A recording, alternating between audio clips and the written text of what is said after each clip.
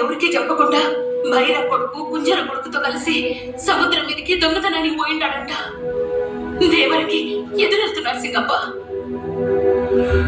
ఆ మృగాలేడికి ఏవో మాయ మాటలు చెప్తే గొర్రె పిల్లలాగా నమ్మి ఆ మందలో కలిసిపోయింటాడు వీడు. ఏదో ఒకటి చేసి ఆపండి సింగప్ప. నా పెనిమిటి దేవుల గురించి నాకంటే మీకే బాగా తెలుసు.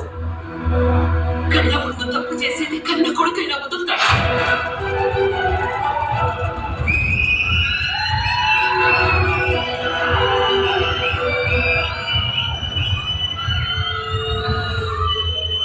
ఎంత చెబుతున్నా ఎవరు ఏమి మాట్లాడండి.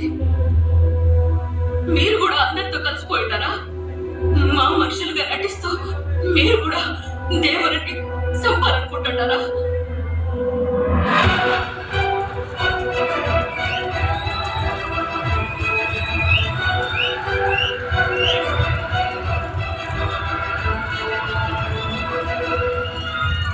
తప్పుడు పనులు చేద్దామనుకుంటున్న మీ అందరినీ ఆఖరికి కన్న కొడుకైన వరాన్ని కూడా వదిలిపెట్టడు నా పెనిమిటి దేవర.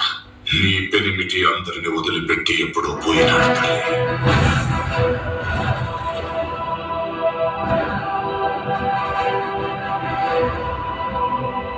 దేవర మనల్ని ఇడిసిపెట్టి ఎప్పుడో చనిపోయినాడు.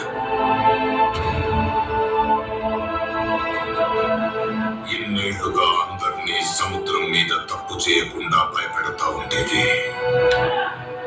నీ పెనిమిటి దేవర కాదు.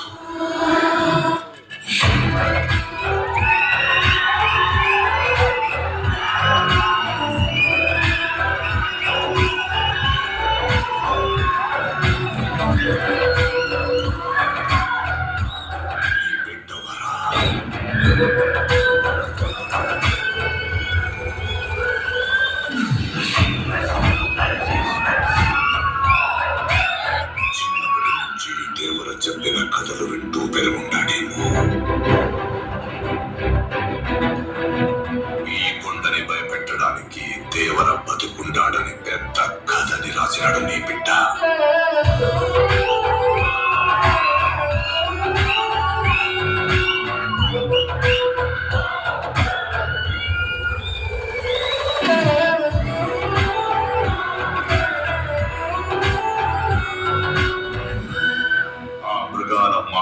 పడి గొర్రె పిల్ల లెక్క వాళ్లతో పోయుంటాడనుకున్నావా?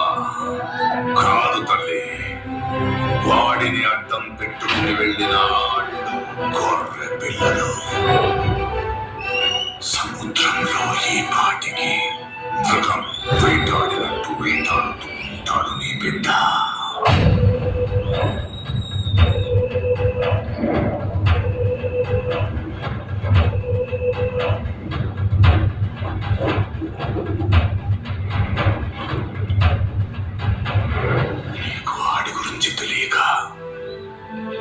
సముద్రం మీదకి పోయినట్టు అనిపిస్తూ ఉంటారు, కానీ ఇన్నేళ్లుగా ఆడిని చూస్తా ఉన్న మాకు మాత్రం ఆడే ఒక సముద్రంలా కానుస్తా ఉన్నాడు.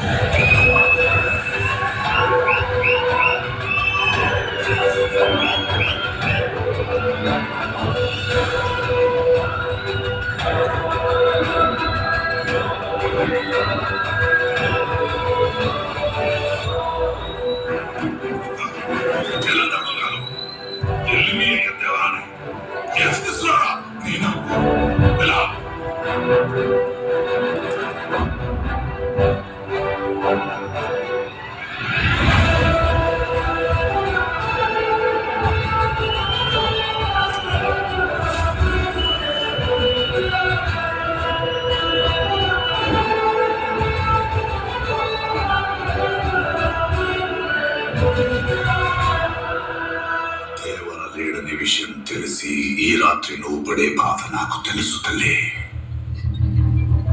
కానీ దేవర మాట కోసం ఎర్ర సముద్రం మీద ఆడు చేసే తాండవం నీ బాధని మర్చిపోయేలా చేస్తుంది.